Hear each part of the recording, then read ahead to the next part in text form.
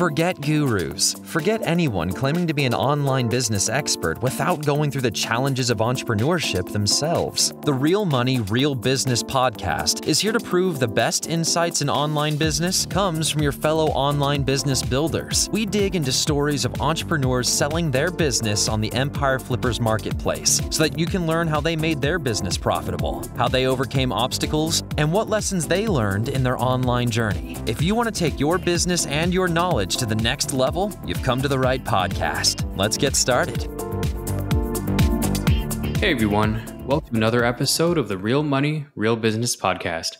We record these interviews so potential buyers have more information about the seller and the business to help them make a buying decision. Before we dive in, let's go over a brief summary of this business. It is an Amazon FBA business created in March of 2019 in the information niche.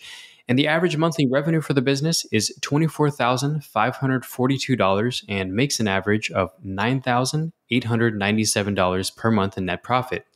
The assets included in the sale are an Amazon Seller Central account with 23 SKUs, a domain with all site content and files, supplier relationships, a Wix store, SOPs, manufacturing instructions, and just as a disclaimer, inventory is not normally included in the list price, but further details can be provided to active buyers. So for everyone listening, you can visit empireflippers.com/marketplace and search for listing 60344 to learn more about the business, or you can unlock this listing to start your due diligence if you're interested in purchasing this asset. So that's a brief overview of the business for sale. Let's hear from this seller with me today. So welcome to the show, Luca. How are you doing today? I'm doing fantastic, Nick. Glad to be here. I'm glad you're here as well, and I'm looking forward to learning more about you and your business. So to start us off with the first question, can you tell us a little about your background in building and running online businesses?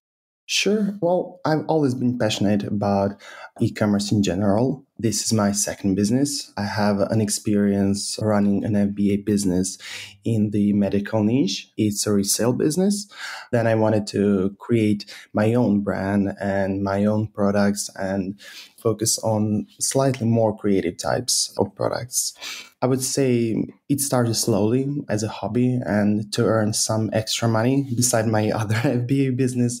Then I ended up with 23 SKUs in the business. And the biggest reason why I started is because I wanted to have a business that I could run and travel at the same time. Nice. So it started as a hobby, and then in just a matter of a few years, you expanded that to 23 SKUs. Very nice. Congratulations on that. And here you are ready to sell a very profitable and successful business. So well done. So why did you choose this niche? You said it was as a hobby. Why did you choose this niche in particular? I've been looking for an interesting product or niche that meets at least some of my requirements for product launch on Amazon. So I'd say firstly, we are talking about creative products whose important component is a graphic or visual design. And it really helps me in standing out of the huge competition on Amazon. Secondly, I found that many products in the same niche have been launched a couple of years ago, which makes them less attractive, again, in terms of visual design. So what I've done is I took the same product concept and created my concept based on competitor, both positive and negative customer reviews, and created products with fresh and attractive designs. The third thing here is that the real product value is in its content, not a physical product, which makes our manufacturing costs very low comparing to our selling price. And of course, it allows me to have a great profit margin. Nice.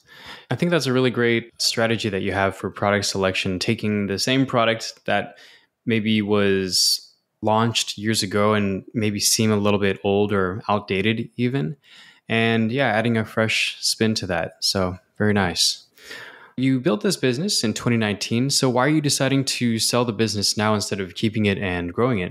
Since I worked on this business for a couple of years, I'd like to switch for a while and work on a business or project that is not completely virtual.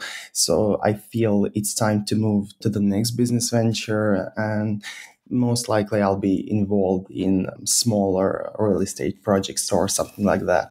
Nice. And you said your next venture is in something that's less virtual. Did I hear that right? Exactly. Something more tangible than Yeah, completely nice. virtual business. Yeah, I've heard that. It's interesting how there's this kind of cycle of people transitioning to fully online businesses and remote work and being able to live where you want, work when you want, and then transitioning back to more physical, as you said, tangible businesses that you can interact with. So very Yeah. interesting going back and forth on that. Yeah. Okay. So this business grew pretty quickly. So what did you learn from building this during that time that seemed to work for this business? I answered part of this question in the previous answer. Partially, I would say the most important aspect of this business are unique products that stand out from the competition. I found that niche down products perform much better than products that are, for example, for wider use because we can charge a lot more for the same products. It's easier to create them because the competition is very small or it's not existing at all. And it's very easy to rank on all keywords. So almost all sales come organically. Besides that, I really paid attention to product pictures and listing descriptions. I'd like to point out that there is still an untapped opportunity to add A+ content to all of our listings. Very nice. And was there anything you tried with this business that didn't work out as well? Yeah, choosing a product that is for wider use has not worked the best in some cases, as it probably required more aggressive marketing strategy in launch phase. And there are some very successful products in our product category that are selling at fairly low prices, but I wouldn't say they're a threat to our well-targeted products. Beside that, I tried to do Facebook ads and it didn't work very well because I'm not an expert in that field. I think someone more experienced in that part should be able to drive some external traffic to the listing and increase revenue.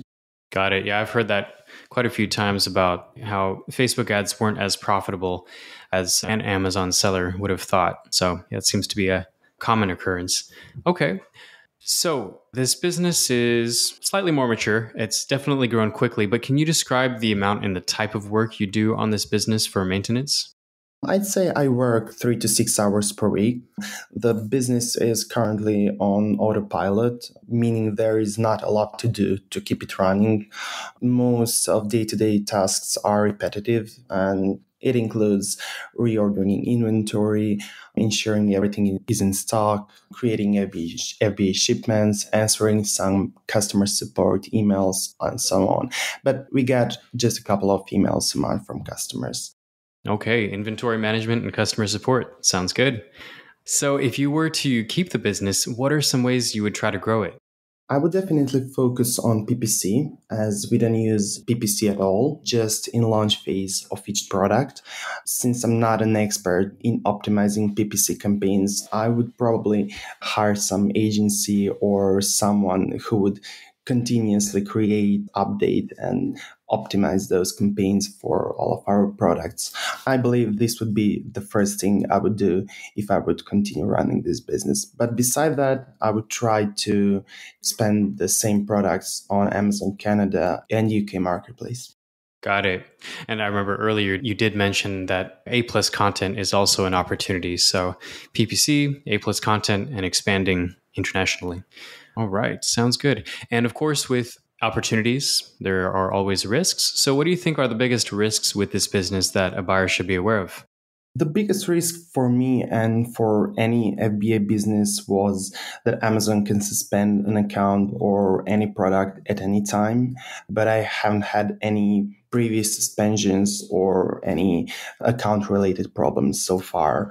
The second risk here I would point out is currently unstable logistic prices because air shipping prices have risen significantly, especially in 2021.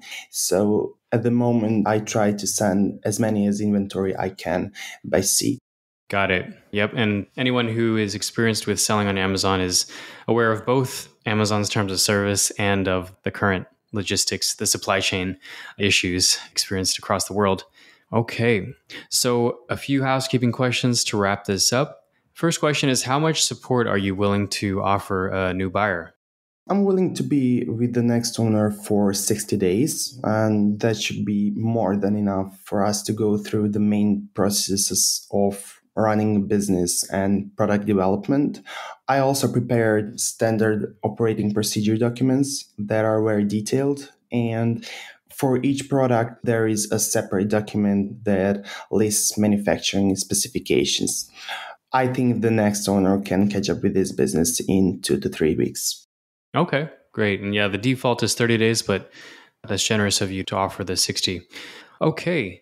And just confirming, would you commit to a non-compete on this business after it's sold? Yes, of course. Okay, perfect. And are you open to something like an earnout? I definitely prefer a one-time payout, but I'm open to discussing earnout with the right type of buyer. Okay, perfect. And putting yourself in the shoes of a buyer, why do you think this is a business worth buying? A couple of things. Firstly, there is a lot of potential for expanding product lines. I think this is very important because the next owner would not be overly limited in the direction he or she wants this business to go. The second thing is PPC for sure. Someone experienced in running PPC campaigns can definitely take business to the next level very quickly. And there is clearly untapped potential in that area. Beside that, the business is very stable and it's relatively easy to run this business. I think everyone with some experience in running FBA business can continue running this business. But if the next owner had some experience with graphic design and working with freelancers, that would be a huge plus. Nice. Yep, definitely sounds like a lot of opportunity to grow this business. Okay.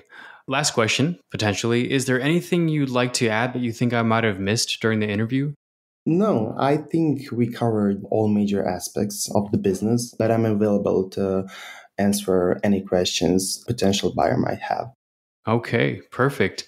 Well, Luca, I'm going to wrap this up here. So thank you so much for sharing your story and joining us on today's episode. And I hope your business is purchased in the near future and by the right buyer. Thanks, Nick, for having me today. Absolutely. All right, everyone. Thanks for listening. To learn more and see if this listing has already been sold, head over to empireflippers.com/marketplace and search for listing number 60344. And if you're watching this on YouTube, click the link in the description to go straight to the listing. And once you've unlocked this listing, you'll be given everything you need to know about this business. So until next time, enjoy your digital journey.